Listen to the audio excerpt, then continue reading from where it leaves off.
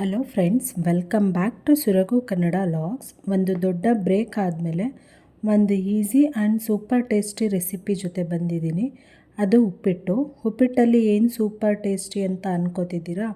ಒಂದು ಸಲ ಈ ರೀತಿ ಉಪ್ಪಿಟ್ಟನ್ನ ಟ್ರೈ ಮಾಡಿ. ಉಪ್ಪಿಟ್ಟು ಇಷ್ಟ ಇಲ್ದಿರೋರು ಇಷ್ಟಪಟ್ಟು ತಿಂತಾರೆ. ಹಾಗಾದರೆ ಬನ್ನಿ ಹೇಗೆ ಮಾಡೋದು ಅಂತ ನೋಡೋಣ.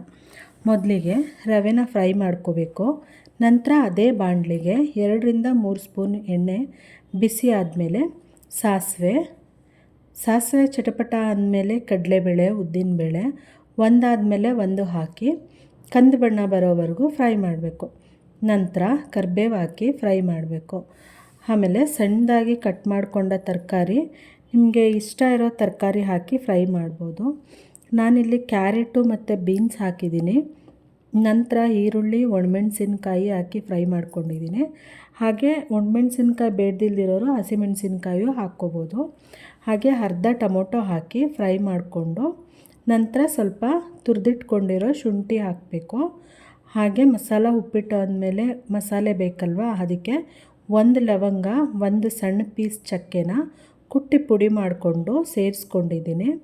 ಬೇಕಾದರೆ ಈ ಹಂತದಲ್ಲಿ ಸ್ವಲ್ಪ 1/4 ಸ್ಪೂನಷ್ಟು ಸಕ್ಕರೆ ಬೇಕಂದ್ರೂ ಆ್ಯಡ್ ಮಾಡ್ಕೋಬೋದು. ಹಾಗೆ ಫ್ರೈ ಮಾಡಿಕೊಂಡು ನಂತರ ಉಪ್ಪು, ಅರಿಶಿನ ಮತ್ತು ತುರಿದಿಟ್ಟಿರೋ ಕಾಯಿ ತುರಿನ, ಸಣ್ಣಗೆ ಕಟ್ ಮಾಡಿರೋ ಕೊತ್ತಂಬರಿನ ಆ್ಯಡ್ ಮಾಡಿ ಫ್ರೈ ಮಾಡಿಕೊಂಡು ಬಿಸಿ ನೀರನ್ನ ಆ್ಯಡ್ ಮಾಡ್ಕೋಬೇಕು.